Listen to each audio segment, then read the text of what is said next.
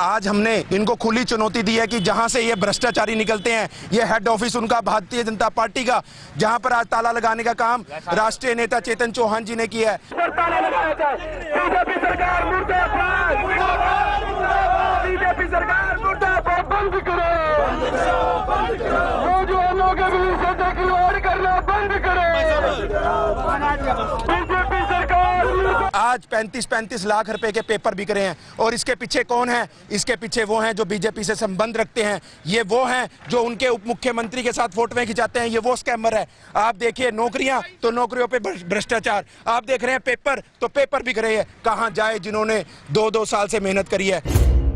तो ये भाजपा सरकार, जो शिक्षा मंत्री, इनको सोचना चाहिए, मोदी सरकार को सोचना चाहिए। असीम गोयल जी, आपको भी सोचना चाहिए, आपके बच्चे भी युवा हैं, तो ये भ्रष्टाचार बंद होना चाहिए। नीट परीक्षा लीक को लेकर बवाल जारी है। कांग्रेस ने नीट परीक्षा लीक पर सरकार को दूसरे दिन भी घेरा और अंबाला में भाजपा दफ्तर पर जमकर नारेबाजी की। इस दौरान कांग्रेस कार्यकर्ताओं ने प्रदर्शन करते हुए भाजपा दफ्तर पर ताला भी जड़ डाला। कांग्रेस कार्यकर्ताओं व पुलिस के बीच इस दौरान धक्का मुक्की भी हुई। कांग्रेस ने एआईसीसी सचिव चेतन चौहान की अगुवाई में प्रदर्शन किया और पैदल मार्च करते हुए भाजपा दफ्तर का घेराव किया। कांग्रेस का कहना है, बच्चों के भविष्य से खिलवाड़ बर्दाश्त नहीं किया जाएगा। देश के 25 लाख भविष्य को सरकार ने अंधकार में डालने का काम किया है।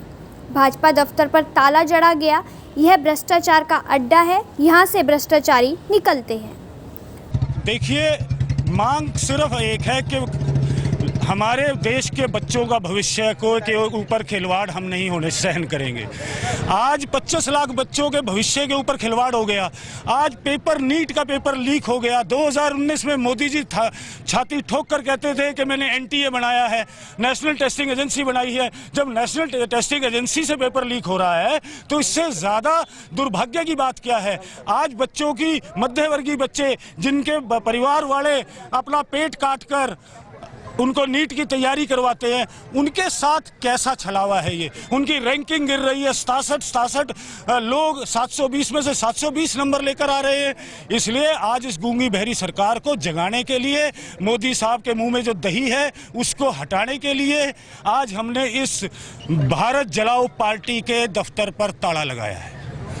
सर, आगे कदम ये रहेगा, आज हमने इनको खुली चुनौती दी है कि जहां से ये भ्रष्टाचारी निकलते हैं, ये हेड ऑफिस उनका भारतीय जनता पार्टी का, जहां पर आज ताला लगाने का काम राष्ट्रीय नेता चेतन चौहान जी ने किया है। क्यों किया है? क्योंकि आज 35-35 लाख रुपए के पेपर बिक रहे हैं और इसके पीछे कौन है? इसके पीछे वो हैं जो बीजेपी से संबंध रखते हैं, ये वो हैं जो उनके उप मुख्यमंत्री के साथ फोटोएं खिंचाते हैं, ये वो स्कैमर है।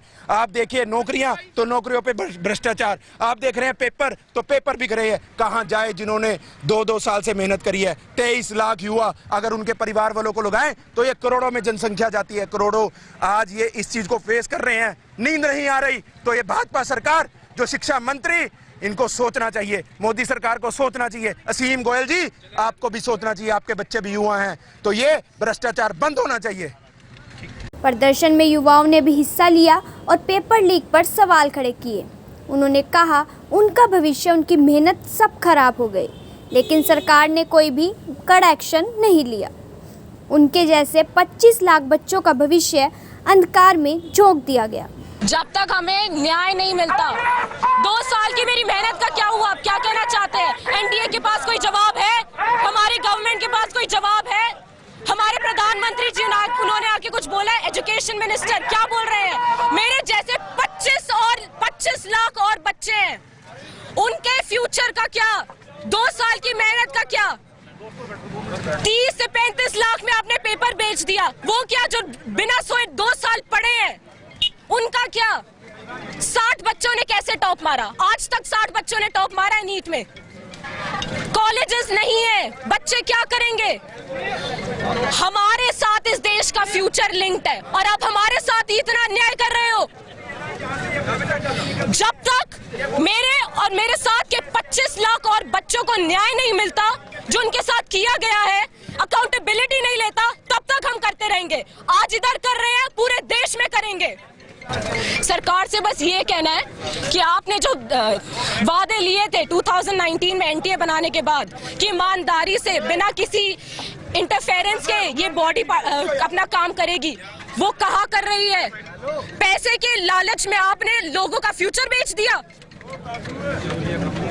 सरकार कब इसका जवाब देगी? कहाँ है हमारे प्रधानमंत्री जी?